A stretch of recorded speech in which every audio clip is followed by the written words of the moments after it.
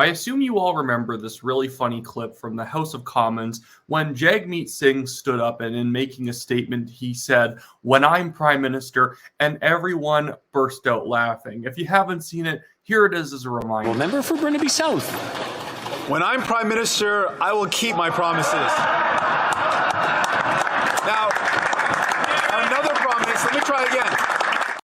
Yeah. It's because Jagmeet Singh is not very prime ministerial. It's not even just that he's the NDP party leader and the NDP is very unlikely to ever actually gain power in Canada. It's that Jagmeet Singh is Jagmeet Singh. He is utterly incompetent at politics. Right now, he should be raking in support because Justin Trudeau is deeply disliked and the media and everyone is always attacking the Conservatives for fake things. And so the NDP should be the natural dumping point for old Liberal Party voters. And they're not going to him because he fundamentally doesn't understand anyone who isn't a carbon copy of himself.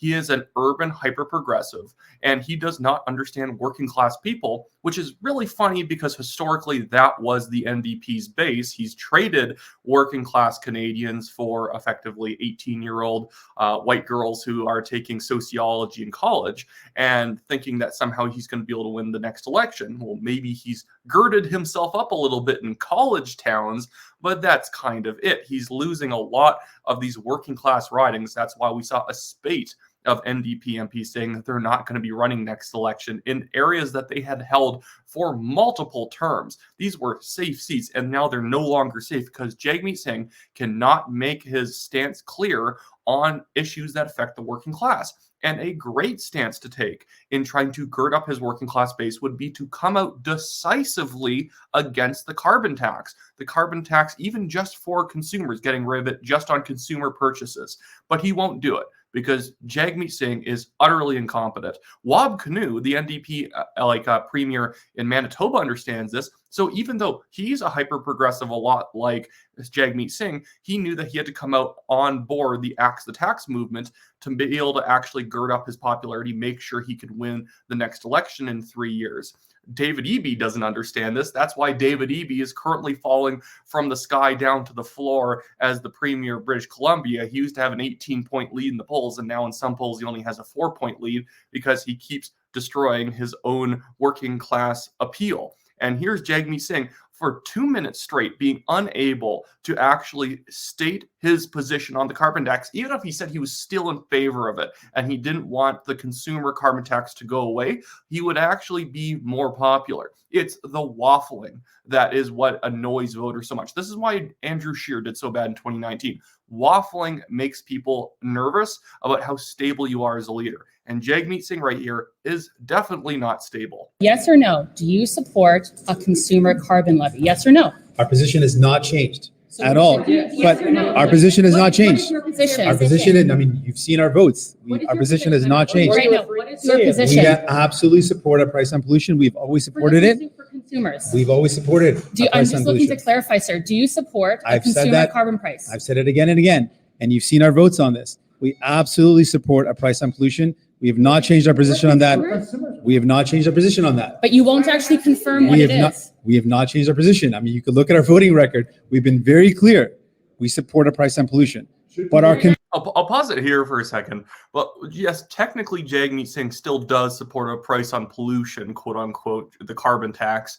And he did vote when Pierre Poilievre and the Conservatives were calling that non-confidence vote in favor of keeping the carbon tax. But ever since then, the person who got hit the hardest in the aftermath of that non-confidence vote was the NDP. Because the Liberal base knew that Justin Trudeau was in favor of the carbon tax. They're generally comfortable with it. They tend to be upper middle class, retired voters who are not having to work in the oil and gas industry or manufacturing or under other industries being hollowed out by the carbon tax. So that's why they're able to hold on to a little bit more of their, downtown Toronto, Montreal, Vancouver bases. But the NDP, because they rely on people who actually are younger working class individuals, that him refusing to break with Justin Trudeau on that vote has utterly destroyed their polling numbers. They went from polling around 22, 23, 21% before that vote to now being around like 16 or 17%. And that was a real drop. That was a drop observed over multiple different pollsters, sampling and methodologies. This is not just one pollster said that they dropped. No, all the pollsters are showing that they dropped. And so now Jagmeet Singh is trying to do the splits over a giant chasm and hold on to the progressives who like the greenie policies, and also trying to not alienate private sector union workers who work in Oshawa, Hamilton, and have jobs that the carbon tax is deeply affecting. And he is doing a terrible job of it, because the thing is that the progressives are not going to go back to the liberals. The young progressives don't like the Liberal Party. So if he just says, I'm against the carbon tax because it's hurting working class people, the NDP's younger, hyper-progressive greenie base will somehow justify it. As long as he is okay with the carbon tax on corporations, which is still a stupid idea because it still hurts everybody else, they would stick around. And if he would just get rid of the consumer carbon tax, his working class base could do the mental gymnastics in their head to think that this is still a party for them, even though it's not even just that Jagmeet Singh doesn't care about working class people. He fundamentally hates them. If you have calluses on your hands, Jagmeet Singh thinks that's icky. He doesn't want to talk to you if you ever have dirty hands from doing real hard work. He's a man who owns more Rolexes than some people have like been alive on this planet. Jagmeet Singh is deeply out of touch with the way voters actually think about issues. Like, his wife puts up TikTok videos where she's showing the $20,000 worth of jewelry that she owns. And I'm not trying to go after someone's spouse, but she posts it publicly, and it definitely shows the social environment that Jagmeet Singh is in is not the typical NDP working class trying to get better contracts for workers kind of things. And in order to try and make it seem like he's still on the side of working class people, then he gets into fights with Loblaws and Galen Weston, which is funny because every single measure that Jagmeet Singh would pass would end up only empowering Loblaws and losing a lot of other people who work for smaller grocers their jobs, because actually large grocery stores, large corporations like heavy regulations, higher minimum wages, because their competition can't pay for it. And even if it damages their profits or their revenue a little bit, the thing is that they actually will have less competition in the long run. So even though their profits will be hurt in the short term, in the long run, they'll be much better off.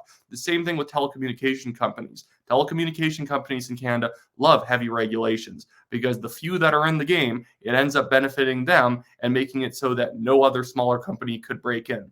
Anyways, I just want to watch a little bit more of Jagmeet Singh floundering here just because I find it funny.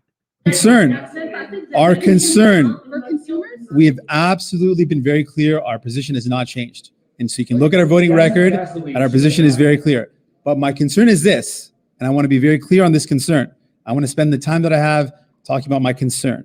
The Liberals say to working class people, we don't have money for you to buy heat pumps. We don't have money to support. Heat pumps are utterly useless in like 90% of Canada. Yet maybe in BC, maybe in the Maritimes, some Maritimes, not in the rest of Canada. It's such an excuse of a position to take. True, but we got billions of dollars for oil and gas companies. Workers tell me that is unfair, and that's what we pointed out. So we said that very clearly.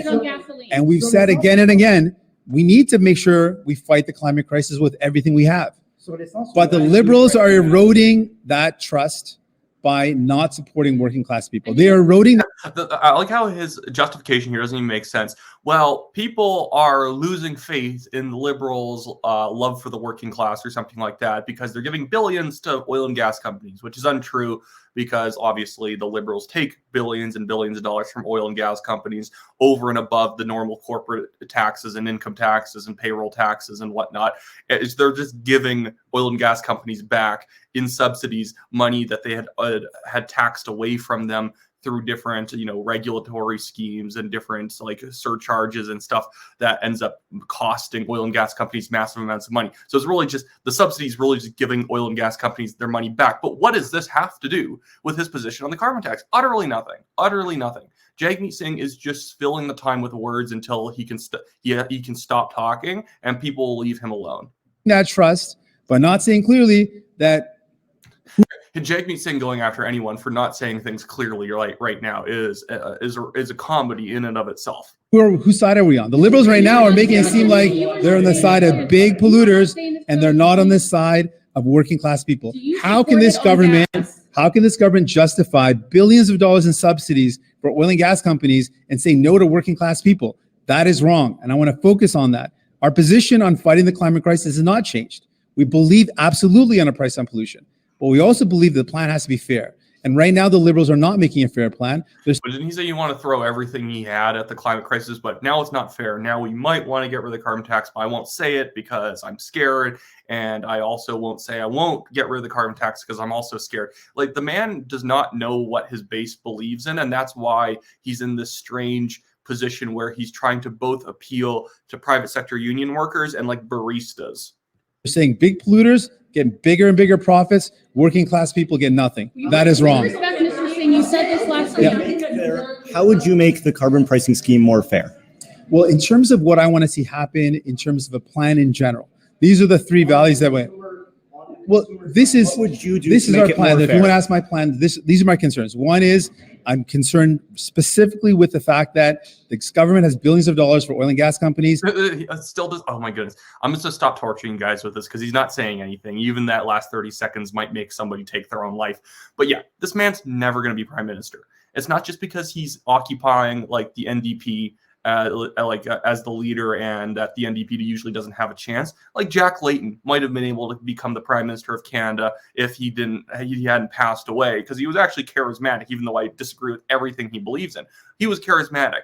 Even Elizabeth May probably has a better chance of like increasing the Green Party's popularity and becoming the Prime Minister. The thing with Jagmeet Singh is that he is so obsessed with appearances and aesthetics and seeming like on the cutting edge of progressive politics that he utterly bungles every single major issue in Canada, because it turns out university town politics are not the politics of the rest of the country. He is basically playing to about 10 ridings, and that is why all of his MPs are quitting on him, because they are not going to be getting any support from the NDP HQ. The NDP HQ is too busy trying to win ridings in Montreal that don't like them, and it is ignoring places in Edmonton, in Hamilton, in Oshawa, London, Ontario, just all of the kind of prairie provinces, all of them. He doesn't care about them. He finds them grubby. He doesn't want the votes of plumbers. He doesn't want the votes of people who are construction.